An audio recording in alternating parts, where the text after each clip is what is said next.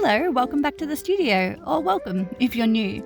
If you don't know me, my name is Steph and I make polymer clay friends. I'm currently exploring Australian animals and I'm actually doing an A to Z series. So if you're interested in cozy clay and cute little friends, please follow along. I'd love to have you here. This week, I wanted to share some of the Australian-inspired colour palette that I see daily that really guides my artwork. Some of my first design sketches, really the process from start to finish. Oh, and stick around to see my glaze fail. I've found I always like to start by sketching the little clay friends. I like to get the proportions right and iron out details. Like I was having trouble with this cockatoo, which is our letter C, and the wings just weren't working. I usually like to sculpt the little hands in front of the face, either near the chin or on the belly, but it just was giving a dinosaur type look. Once I put the wings into a relaxed position, it all came together and had a really calming vibe. Now with our little mouse, he did for a while look like a mini elephant, but I think once we added the side profile, the little patches, and especially the tail, we got it.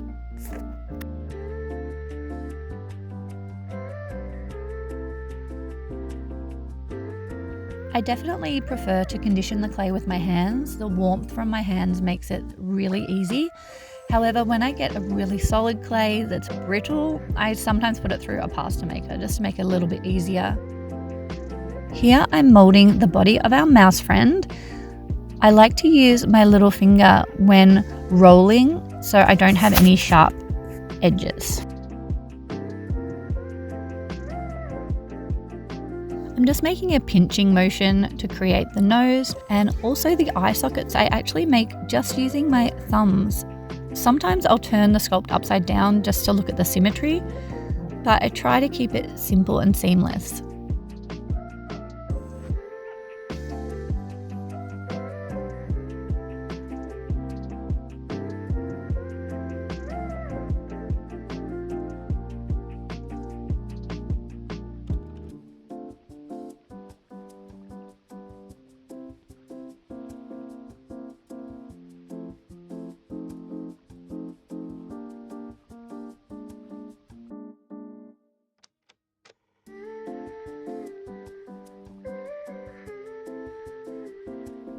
Perfect.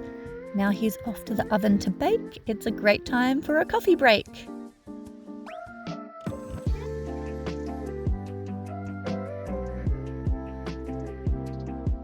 He's out of the oven now and completely cooled. This is how I do a base coat, getting into all those nooks and crannies. It looks messy, I know, but it's the best way to really get a seamless look across the entire piece.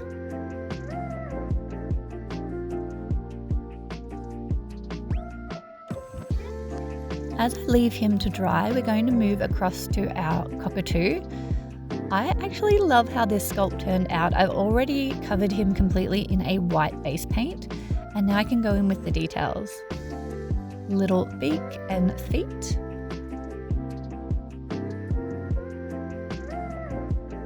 Here in Australia, the cockatoo is quite a common bird. They are known to be cheeky, to be loud, and very, very intelligent.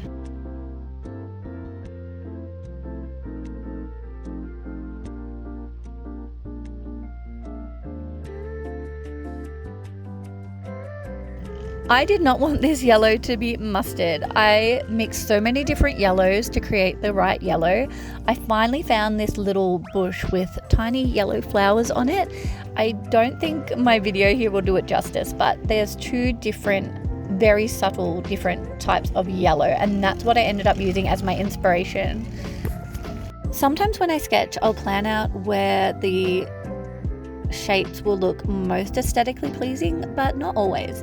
It's very personal to the piece, and I find once I sculpt them, and this may sound silly, but the piece kind of tells me where to put the shapes. If you know, you know.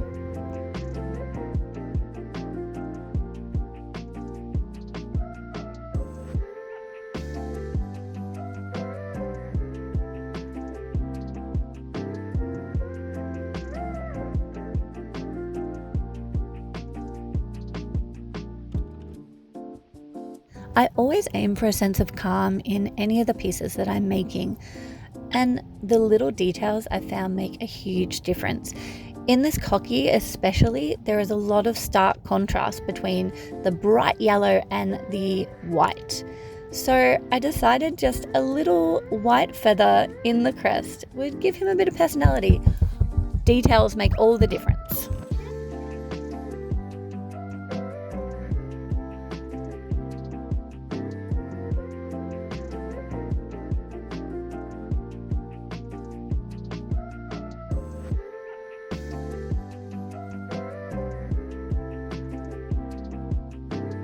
I thought at this point that little mouse would be ready to paint and be all dry because it had been almost an hour. However, it was completely not satisfying and it needed more time. So I popped it in front of the fireplace and took the kids on a walk.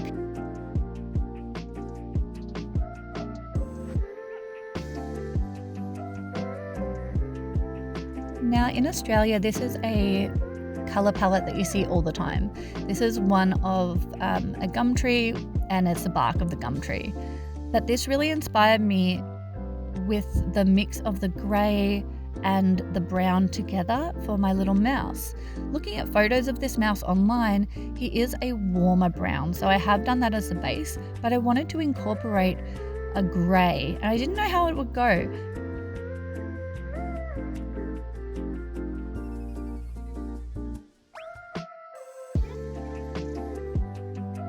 And luckily, it turned out adorable.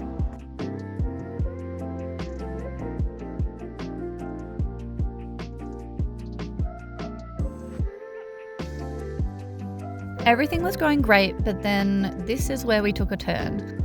I had run out of the glaze that I usually use, and I headed down to the shop, and the person who owned the art shop advised me that this one was exactly the same, it would go on the same, it would have the same result. Yeah, that was not the case.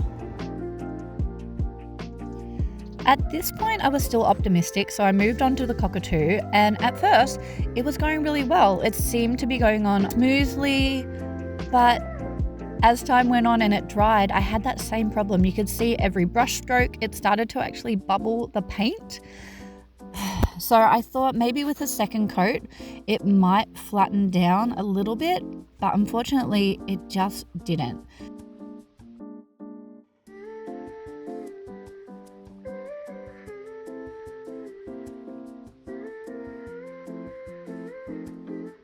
Here's our little mouse friend once he's dry, and you can see where the paint's actually lifted off the polymer clay base.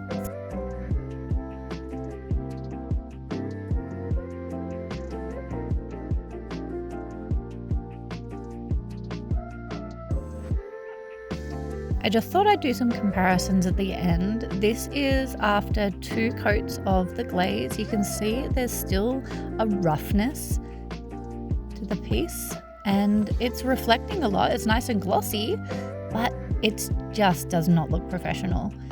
He's still cute. There's a side-by-side comparison of our platypus that we made a few weeks ago and the mouse. The platypus has the Fimo glaze, and you can see that it is smooth, shiny, and the glaze has hardened. Whereas the mouse with the other glaze, there's still a stickiness to it, and it's lifted the paint from underneath, leaving bubbles, and it's a really unprofessional look in my opinion. I've used the same glaze here on our cockatoo. The problems were definitely lesser. I got a smoother coating, there's a gloss to it, but again, it didn't harden even after 48 hours. So are they cute? Yes, they came out looking lovely, but there's one of those good from afar, but far from good. Here is the start of our A to Z series. We've got our little mouse, which is called the Antechinus. We've got our bilby, and also the Australian cockatoo. If you've enjoyed this video, please let me know by liking, and if you want to follow along this journey, please subscribe. I'd love to have you here. See you next week. Bye.